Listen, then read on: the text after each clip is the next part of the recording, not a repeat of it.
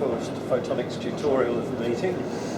Our first speaker is Dr. Elaine Blackwood, who's a Sales and Marketing Executive with the Photonx Solutions. Elaine. Hi, thanks very much. So today I'll be introducing the capabilities of supercontinuum resources and highlighting how this now valued and much accepted technology can readily replace traditional light sources in the photonics sector.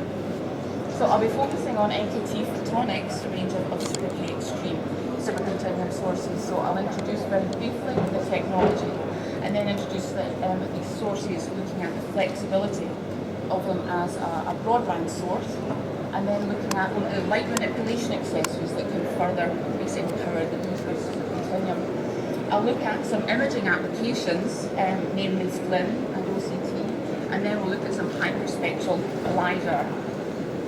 So supercontinuum generation, and it's not a new phenomenon. It was first observed in 1970. So basically what it is a generation of the supercontinuum spectrum is generated when a short high-powered pulse enters a non-linear medium.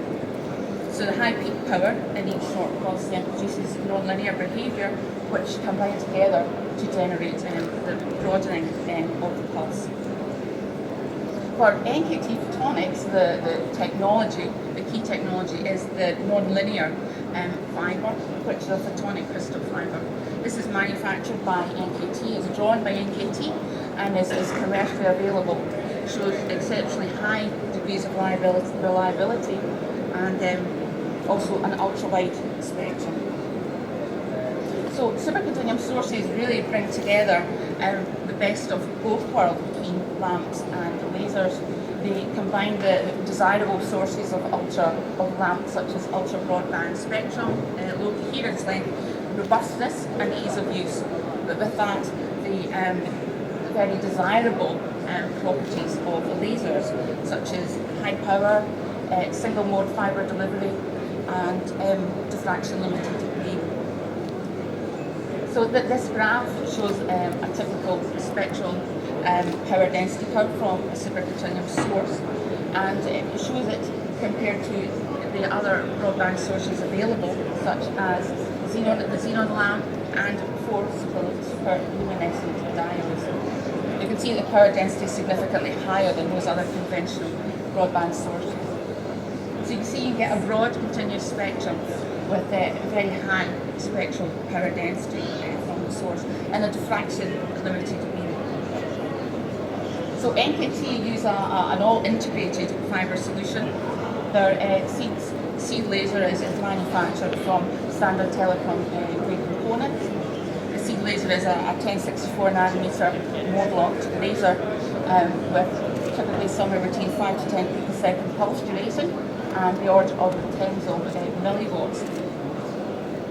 This seed laser then comes into a booster unit, which amplifies the power up to about 12 watts typically, and then this high power pulse enters into the nonlinear medium, and here you generate the supercontinuum spectrum with up to 8 watts of power in that spectrum. The bottom graph just shows you some of the long-term reliability and lifetime measurements that are actually performed on these sources before they're actually shipped out into the marketplace. And you can see typically they test them for almost 10,000 hours of operation. So the system's based on a modular architecture with onboard computer records. Onboard computer records of all the operational aspects of each module. This enables extensive inline monitoring because of the data log file. NKT are unique in that they offer a remote diagnostic facility on the system, so you get remote system health check and easy on-site support. The system is a true turnkey system with a simple push button on. It has light on demand function with not 100% power typically in less than 60 milliseconds. It has a easy front panel control using a jog wheel or a toggle wheel, and also you can connect it up to a PC to run its own supercontinuum control software. Comes with a proprietary collimator design, which gives excellent single mode output from diffraction limited beam with very high powers. And so these three graphs basically show the three series of extreme lasers that are available. There's an EXB series, which gives you tunability down to the near UV, an EXW series, which is optimized for high powers in the visible, typically up to 1.2 watts, and then the EXR series, which has light dominating in the near infrared. This is ideal for the likes of in vivo imaging. So obviously you can use it as a broadband source, but NKT also have a range of light manipulation accessories which can give you wavelength and bandwidth and tuning, spectral shaping and spectral filtering.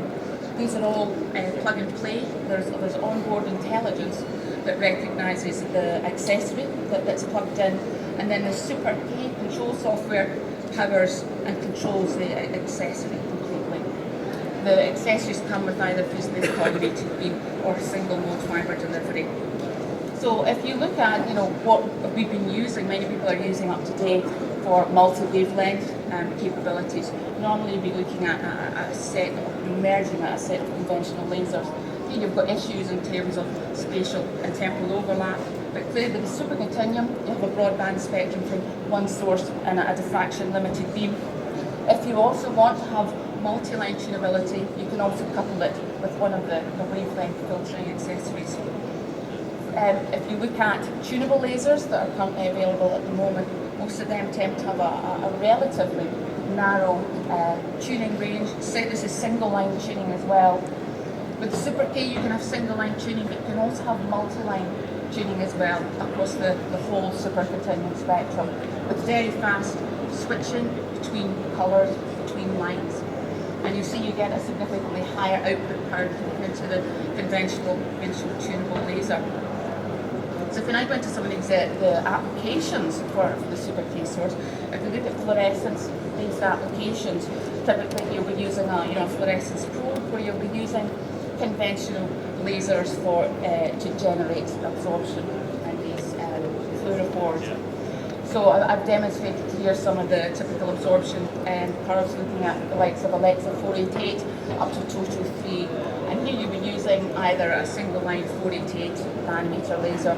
You can see that has far from optimal absorption. So typically you've been looking in the kind of case where you probably try to match the fluorophore to the laser that you have available. With a Super K you get continuous tuning, so you're no longer limited to using probes that are dictated by your laser. You get optimal excitation into that fluorescent probe. So there are two main spectral filtering systems. The first one is a Varia, which is a single line tuning system. This gives single wavelength tuning over the wavelength range from about 420 up to just over 800 nanometers.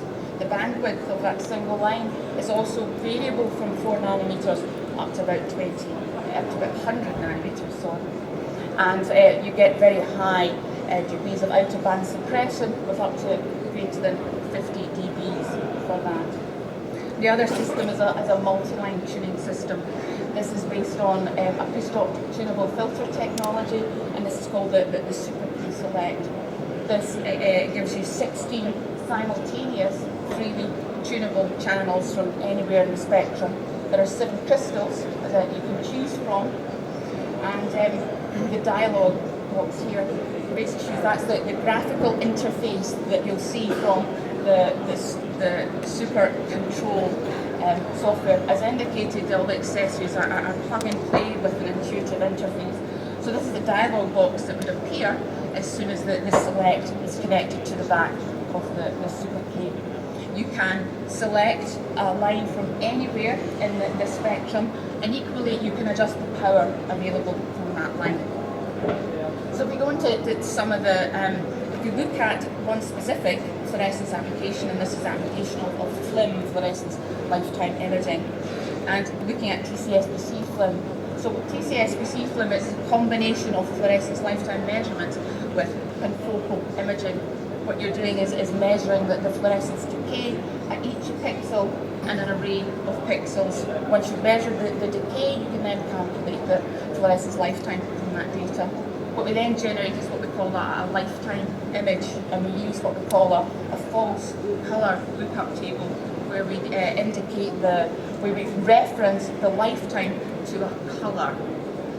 So for TCSPC film, what sort of requirements are there for the source? Typically, you want a source with sub 100 picosecond pulses, repetition rate anywhere between 10 and 100 megahertz. Fibre delivery is also important as well for coupling into a confocal scanning head. So you see the Super K film is ideally suitable for these kind of applications. What this graph shows here is a TCSPC film using the Super K Select, looking at a BPAE cell which was stained with Alexa 488 and mitotracker red. The Select was set up for excitation at 500 and 580 nanometers, and we used a dual channel detection system with detector optimized for 525 and 620 nanometers. What we did here was a process called laser wavelength multiplexing, where we could multiplex between the excitation and emission wavelengths. So obviously we measure the fluorescence decay in each pixel, and then we then generate these lifetime images that you're looking at here. And this little graph here is what we would see from this is from a 5 by 5 pixel array from the total scan area, and it's demonstrating what the fluorescence decay would look like, and also the exponential fit, which is indicated in red to that data. In this cell, we observed at all wavelengths a dual 2 exponential fit to the fluorescence decay. So there were 2 decay components observed in the system. So the picture on the far left, you're looking at a spot there at the very, very bright blue fluorescence, and that's from microtubules labelled by Alexa 488. If you move over to the far right, we were exciting at 580. Clearly we're not exciting Alexa 488, but instead excited mitotracker red, and you see the very bright fluorescence there from the mitochondria that were labelled with that. So the data was extraordinarily clean. There was no contamination from laser background, which is obviously quite often a concern with these type of laser systems. So the spectral purity of the source was excellent, and we were able to discriminate based on fluorescence lifetime images. So if we look at another spectral filtering accessory, and this is the Super K Gauss. The Gauss is a dual output filter that transforms the wide spectral bandwidth of the Super K into 2 high power Gaussian spectral outputs, typically centered at 800 and 1.3 microns. The graphs show in dark red the spectra from the Super K source. Lighter red is the output from the Super K Gauss, and in light red you'll see what would be a Gaussian fit to that. You get bandwidths up to 200 nanometers out of that, with power up to greater than 100 milliwatts. So from this you see you get a spatially coherent Gaussian beam which is spectrally smooth. So one of the applications, another imaging-based applications where the supercontinuum offers clear advantages, is in optical coherence tomography. So OCT is an interferometric technique which is used to generate 3D images with micrometer resolution from highly scattering optical media such as biological tissue. For an OCT system, the performance is determined by axial resolution, lateral resolution, and dynamic range. So if we're looking at a source for OCT, typically what you want is a source with very low coherence length. So then you have a very broad bandwidth, and ultimately from that you get very good axial resolution on the system. You need to have a Gaussian profile, and also you want to have sufficient output power in this. So currently superluminescent diodes and anti-sapphire lasers are used for OCT measurements. So if we compare how the Super K compares to these traditionally used sources, what this demonstrates here is the OCT image to differentiate different layers within a laminar structure. And you see that the supercontinuum achieves significantly better resolution than the superluminescent diode, which is shown on the far left. and certainly it's comparable to the resolution obtained by the significantly more expensive titanium sapphire laser. So from this you see the wide spectral bandwidth of the Super K really improves axial resolution in OCT, resulting in images with both resolution and excellent detail. So this is an OCT image, it's a Fourier domain OCT image of optical microangiography system. What we're looking at here is we're imaging a mouse ear, and we're trying to image the capillary vessels within the microcirculatory tissue bed. This image was an in vivo imaging, and the scale there is 500 microns, and we were using the Super K with the Gauss at a wavelength of 800 nanometers, which typically gave us about 120 nanometers bandwidth. And using that system, we, at a ranging depth of 2 millimeters, we obtained a resolution of 2.5 microns. The image shows that you can clearly see the capillary vessels, and so that the blood perfusion map of the mouse ear. So my very last application is a novel application for the supercontinuum source that uses its broadband nature, and this is it as in a hyperspectral LiDAR system. So traditional laser sources have limited LiDAR to only a few precise transmitted wavelengths. Ideally, if you could get a LiDAR system that could also give you multispectral information, then you'd have a significantly better system. So this setup has used a supercontinuum source combined with a hyperspectral time-of-flight sensor to generate the hyperspectral LiDAR images, or what we call 3D point cloud images. So the principle of hyperspectral LiDAR is looking at the backscattered reflection spectra, combining with the corresponding time of flight and concurrent scanner orientation to generate the hyperspectral point cloud. So with this system, from a single point, you can get topographic and spectral intensity information, and the hyperspectral LiDAR system enables you to simultaneously study structural and biochemical vegetation parameters.